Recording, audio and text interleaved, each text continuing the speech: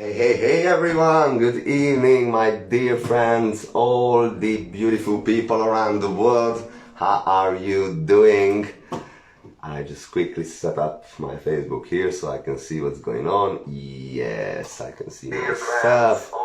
Just muted myself. Alright, so how is everyone? How are you doing? Welcome to day 6 of my 10 days life challenge.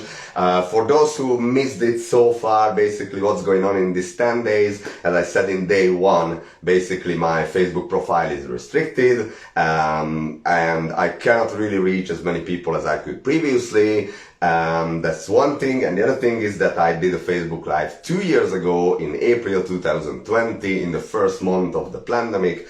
And I said at the end of that video that I'll be back in next week or so or something, which didn't happen for 2 years.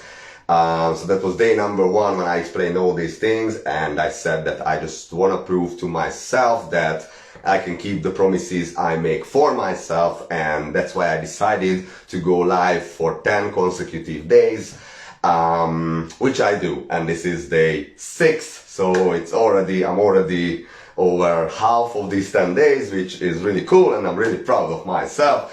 And I choose a really interesting topic for tonight, which is cognitive dissonance. What is cognitive dissonance and why you should know about its 3 stages. And before we start, guys, in this video I might tell you certain things that you will disagree with, or maybe I will piss you off, I don't know, but that's not my intention. So just right at the beginning I want to tell to everyone, my intention is just to give understanding and just spread some positivity, especially at the end of the video, spread some love, and just to make sure everybody understands that I'm here to help. I'm not here to scare anyone, nothing like that. So that's why, one of the reasons why this topic is very important and very crucial to understand in my opinion.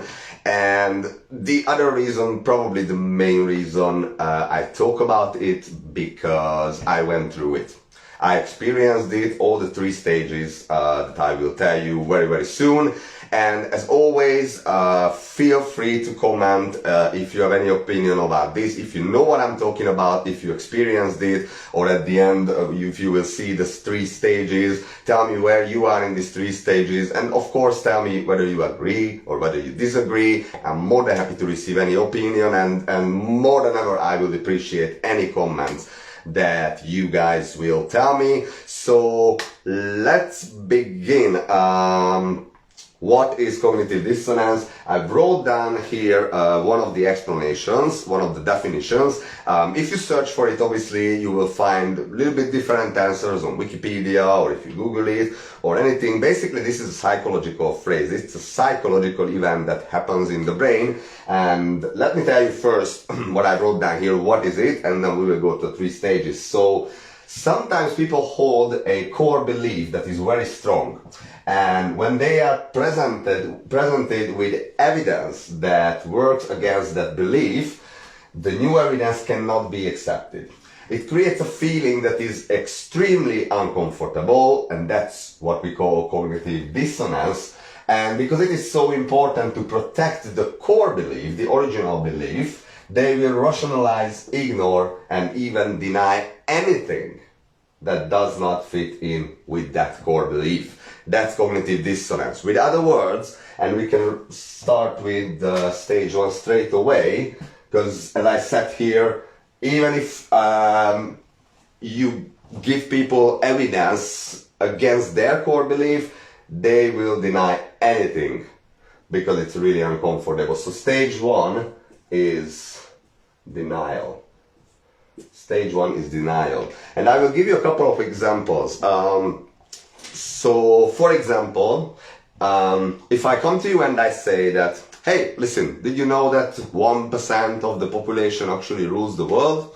And they are called Deep State or Illuminati or Cabal or whatever you want to call them, the elite, you know, the top 1%. Maybe some people would say, yeah, I know it. Some people would say, oh, no. Are you one of those conspiracy theorists? You know. So let me just put it here as an example. 1% rules the world. Rules the world. And by the way, this stage is a kind of scary stage, and that's why I say that if you bear with me till the end of the video, you will see that actually if you go through these stages, actually it's not a bad thing. Actually it can be a good thing, and eventually it can be happy ending as well, if that makes sense. It hopefully will. But at this stage it's scary, and that's why lots of people don't really want to hear about those conspiracy theories. You know, I don't really like this phrase or these words. It's just a label by mainstream media and big tech to ridicule all those people who actually discover the truth and go through these stages, but more about that later. So, and for example, 1% rules the world, and if I say that government, I think I should use another pen, that government is a group of puppets. I just say that. Of course, not all of them. So I'm not saying that every single person in every single government is a puppet. I wouldn't say that, but the majority of them is puppet and controlled by this 1%. It's just, I'm not saying this is true or these are statements or anything. I'm just giving you examples for cognitive dissonance, right? And then let's see a big one, one of my favorite topics. Mainstream media is lying to you. If I say that, people come to me and say, again, remember these things. Presented with evidence, they deny anything. That's cognitive dissonance. They don't want to even receive the information because it would be really uncomfortable. So if I say mainstream media is lying, first reaction from people is usually, oh no, they would never do that. And I say, well, you would never do that because you are a nice person, but they do it all the time. So that's just another example. And let's see one more. And with mainstream media, it's similar like when I say puppets. Not all of them, but I would say 95+%. So another example can be our favorite, COVID. If I come to you and I say, oh, COVID, wait a minute. I have some thoughts about that. And then this is actually a big one for me because in the last 2 years when I went to people and I said, hey, I think this is not this way. I think this is not what the media should do. I think there are a lot of censorship. Why is that? Like hundreds of thousands of doctors worldwide censored, and it just doesn't make sense, and so on. So I had lots of arguments with people about COVID. I'm not gonna go into details now. And as I said the previous videos as well, I'm not here to convince you about anything. That's not my goal. I don't want to tell you what to believe or what to think. I just tell you my opinion. I just tell you what I experienced in the last 2 years about this, for example, or with the entire topic of cognitive dissonance. So, but just one example with COVID and let's say the face mask, right? Face mask. I had so many arguments, and in the last 2 years, guys, I lost lots of friends. I lost family members. When I say I lost, they basically just decided to kick me out of their life. That's what I mean. So I lost some of the family members. I lost some friends, some really close ones, some not very close ones, but it doesn't matter. And I had many arguments with people on this. And, you know, I came from this stage, which you will understand very soon, and I said that, you know, I am your friend. I want the best for you. So you are my loved one, you are my friend, you are a good person, a nice person in my life. Why would I say something to you that it's against you? And when I claim that, probably the mainstream media and, you know, other sources, they don't really care about you, but I do. And people decide to still believe to the media. That can be a painful experience. And as I said, it was really tough for me. There were lots of points when it was really tough. But I'm at here, as I said, so it's not painful anymore. I accepted that we think differently, you know, and we have different opinion about everything. But for example, with masks, when I came to people and I said that, you know, I'm not a virologist, I'm not a scientist or anything. I just remember when in the school, in primary school, we learned about human body, and within that, more specifically, the breathing of the human body. And what I really remember, it was that, you know, we breathe in oxygen, and when we exhale, we breathe out carbon dioxide, right? And if you breathe in your own carbon dioxide, that's not a very healthy thing. And that's one thing what face mask does. Basically, you just keep breathing your own carbon dioxide back, and you don't have access, you don't gain enough oxygen, which is not a good thing. And then I also said that, you know, the virus is in the air, right? So the particles of the virus are smaller than the particles of the air. So the big question is, if you can breathe air through the mask, then can you breathe in anything of the virus or anything else that's in the air? The answer is of course. And then they said that, you know, it's not for you, it doesn't protect you from catching it, but it helps you to stop spreading it. So I said, okay, so it's like a one-way mask. It can get in, but it cannot go out. Does that make sense? No. So basically, anything in stage 1 is kind of no common sense, when common sense is not common anymore. When people rather deny something than going into the idea and just start thinking about the idea that maybe it's not true what I've been told by the media, by anyone, you know. And yeah, I could go for ages with masks or masks as well, or with anything else, but that's not the point here. Just a few examples, and just another one with masks, because I really like that fact, and you can look after it. Feel free to Google anything I say, you know, feel free to look after it. There was one thing that the particles of the virus are up to 5,000 times smaller than the holes on your mask. So let that sink in. Anyway, I'm not wearing it for more than a year, and I really hope that nobody else does. And anyway, COVID restrictions are lifted in the UK, and I don't want to talk about if it's true or not true or what's going on with the virus. I really did that in the last 2 years. So as I said, I'm not here to convince you about anything. But one thing is really interesting now. What's going on in the world today as we speak? Russia, Ukraine, right? What do you hear in the media from the morning till the evening? Which I mentioned, I don't know in which one of the previous videos, that media is always spreading fear. Oh, in the frequency videos, that was day number 3, I think. If you missed it, make sure you check it out. You will understand exactly what's happening with the frequency levels and with the emotions inside you when you watch media for a long time. So it's like, it gives you fear, keeps you in fear all the time. It creates stories that will make you afraid. And now, what's going on? Like, oh, war. Putin is going crazy and he will destroy everyone. And what is it if not fear? Again, and you know, it could be another one. If I come to you and if I say that, I just put here Putin, I don't write down the whole thing just to make it quicker, that Putin is actually not invading Russia.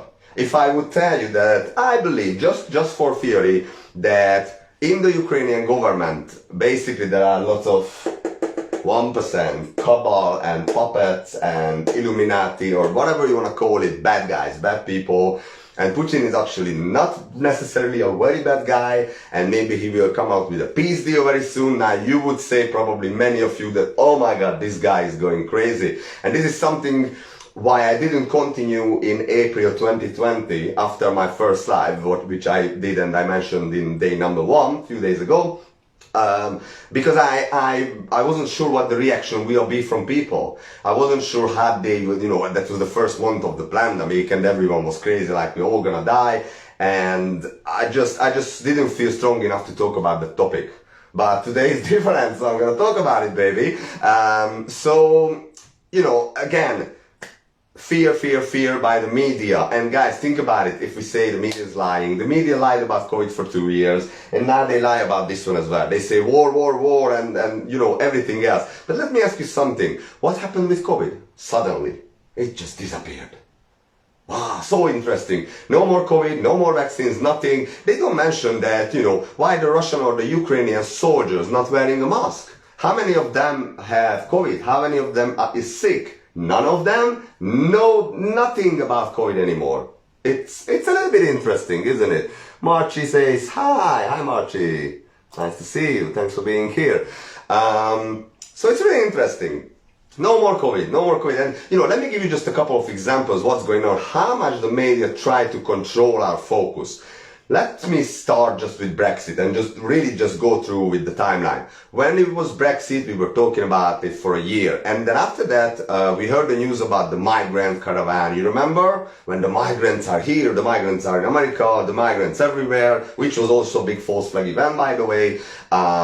And, you know, no one was talking about COVID anymore. And after that, we had COVID, obviously. No one was talking about the previous topics anymore. And now we have war and Russia and Ukraine. No one is talking about COVID anymore. So this is what's going on all the time. And by the way, I would say if you scroll back on my profile, it will be a lot of scrolling, because I posted that, I think in July, around the middle of July or end of July. But if you want, feel free to go back, because that was the post when I mentioned that what else can we expect, and one of them was false flag events and war, either with Russia or with China, because China has a conflict with Taiwan as well, and they will tell you that, oh, Putin is the worst person on the planet, and now we have war, and all these things. I said that in July, that it's gonna happen. Probably we can expect it. And there is a reason behind it, some conspiracy theories, but I'm just laughing on it because I cannot call it conspiracy theory anymore or conspiracy fact anymore or anything like that.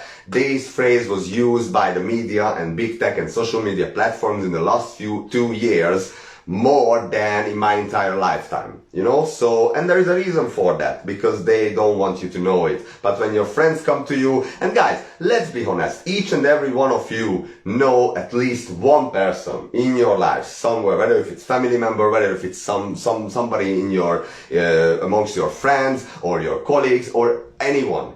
Everyone knows at least one person who talks about those crazy stuff, you know? But thank God, hallelujah, there are millions and millions and millions of us, and just growing. And as I said, we are here to help others because we are your friends and we love you. So yeah, but that's just a little bit of a side note. So that's stage one. It's scary because it goes against your core belief, so you don't really want to accept it, not even thinking about it. And just one more example before we go to stage two. I have a friend, I'm not gonna mention names obviously, but we have big arguments about COVID in the last 2 years. And he's a Hungarian friend, not in Hungary, not in UK either, in another European country, but a very good friend for a long time. And we are just arguing all the time. And the last time I told him that, you know, if I send you this documentary, if I send you some evidence, if I send you this or that, would you take a look? And he said, no, don't send anything to me because I'm not even gonna click on the link. And this is what I say, denial. And if you watch this, my friend, this video is dedicated for you. I hope this is gonna help you understand what I really mean by those things, because it's not about that we have a virus or we don't have a virus. That's not important. Anyway, so let's go to second stage. When we are here, actually one thing is really common with people, even if they stop here and they say, no, leave me alone with these stories, leave me alone, I believe the media, okay. But they feel inside. All of them feel inside that something is going on here, something is not okay here. That's why this is a difficult stage. And when we go to the second stage, and let me make some space here. So when we go to the second stage is actually when they look after these things and they start believing that it might be true. And that's when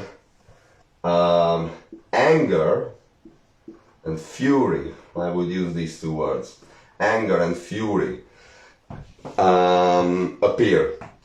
When they start to be angry, like in my case it was, I asked myself a question, how could I be so stupid? And I just blame myself, that how is it possible that I didn't see it? Because it's really difficult to accept if we've been lied to, or if we lie to ourselves. I mean, I said yesterday, if we lie to ourselves, that's even worse. But if we've been lied to by anybody else, it's a really bad experience. And that's why we are angry. So ourselves, and then we get furious, for example, on the media, like how dare they do this? How dare those people say what they say? And you know, if you just think about COVID, I was always asking that if they really want the best for you, why is that in these 2 years, you never heard anything about how to strengthen your immune system, how to exercise, how to be more healthy, all these things that help you against the virus or any bacteria or anything else, any disease, they never talk about it. They never give you a single tip. Why is that? Let that sink in. But anyway, so then blaming the media, getting angry and furious on, what did I put here? Government. I just put gov again. Government, or on any other people, on people that they are trusted. So it can be, actually I just put it here, people we trusted, let's put it this way, we trusted. For example, it can be anything like celebrities. Jesus, my writing is really ugly, but I just tried to make it fast and not taking lots of time with the writing. But yeah, celebrities, actors, you know, MSN, mainstream media, famous people, anybody else. And I can give you examples for all of them. So I don't want now, but there are examples for all of them. People we trust, and especially if we trust them for a long time, especially if it's like a favorite actor from your childhood and it turns out that he's not as a good person as you believed it, for example. But can be lots of other examples. So this stage is when you already understand what's going on, you already believe the new information, start to believe, but you are going crazy. Maybe you are screaming, maybe you are shouting, maybe you are crying.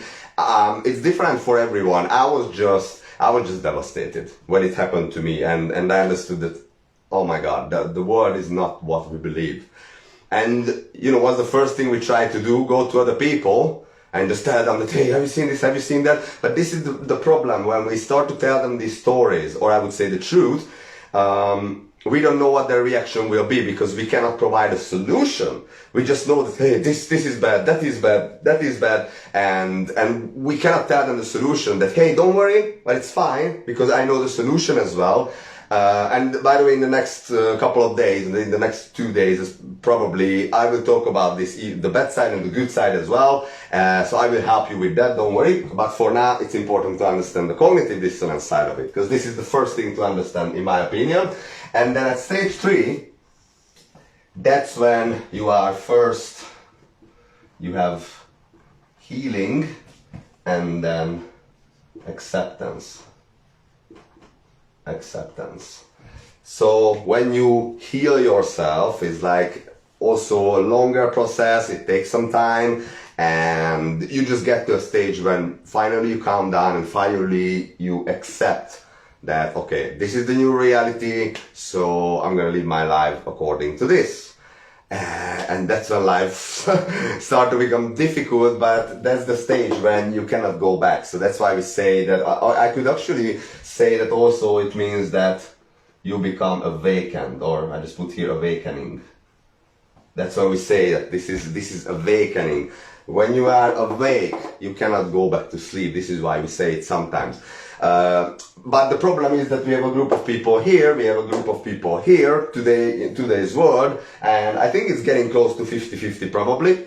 But then these people are, you know, angry, they don't want to know it, leave me alone, you are a conspiracy theorist, and these people are already from the healing point of view, from the awakened point of view, or with other words, with the love frequency, which I mentioned in day 3 again. From the love frequency, they come to these people and say, listen, I have some information for you.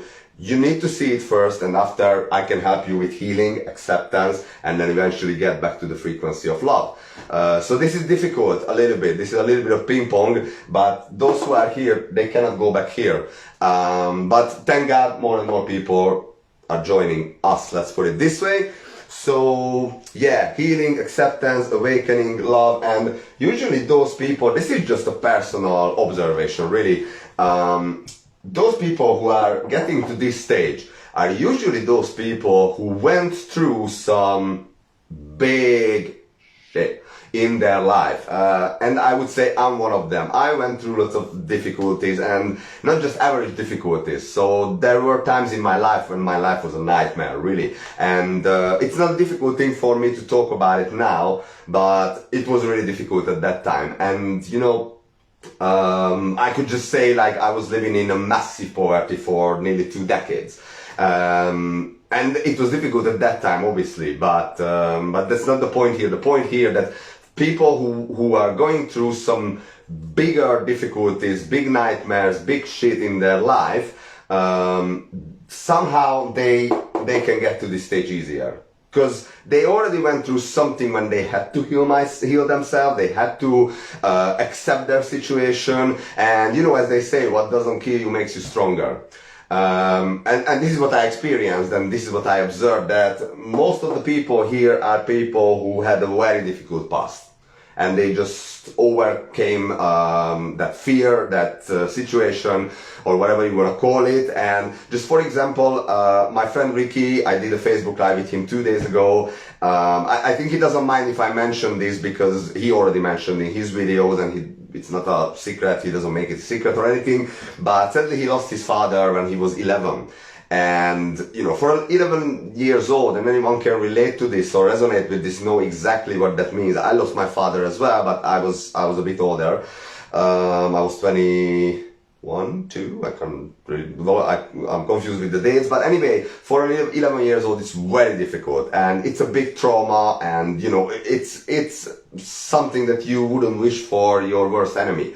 But he overcame it, and as you can see, he became a really happy and joyful and full of energy guy with lots of knowledge. He did lots of research on first healing himself, so he went through a big shit as well. That's why we are good friends, probably, because we can understand each other. And I guess most of my good friends are in that stage, that they had some kind of trauma in their life. But yeah, it was just a side note. So basically, this is important to understand, that cognitive dissonance is not a bad thing, just at the beginning, when you are here at the denial stage. And when you go to this is also an important stage, and you cannot miss it.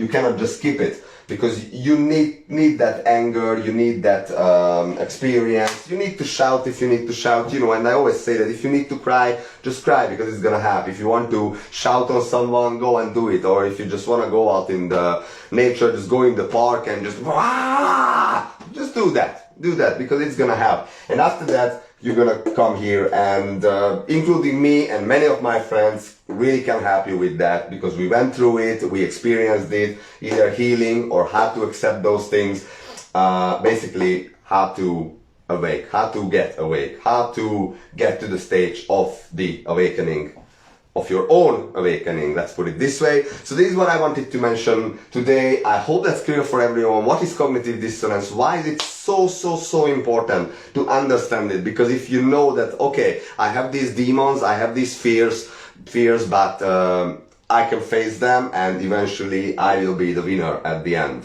So I think it was really important to talk about this, because in the next 2 days I'm gonna go into some conspiracy stuff and some conspiracy facts, not theories.